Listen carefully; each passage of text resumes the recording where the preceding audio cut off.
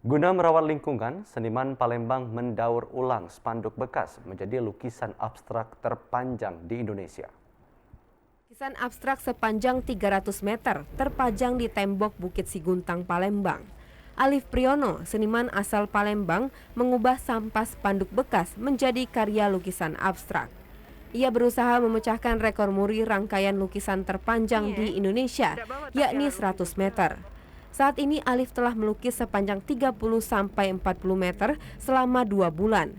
Ia mengumpulkan spanduk yang terbuang di jalanan dan mengecatnya menggunakan cat minyak. Alif prihatin dengan kurang pekanya warga terhadap isu lingkungan yang krusial. Melalui lukisan abstraknya, ia ingin menyampaikan pesan lebih peduli terhadap lingkungan sekitar untuk mencegah terjadinya bencana. Ini usaha ya, usaha pemecahan rekor muri. Kategorinya rangkaian lukisan abstrak terpanjang. Jadi bakal terpanjang di Indonesia.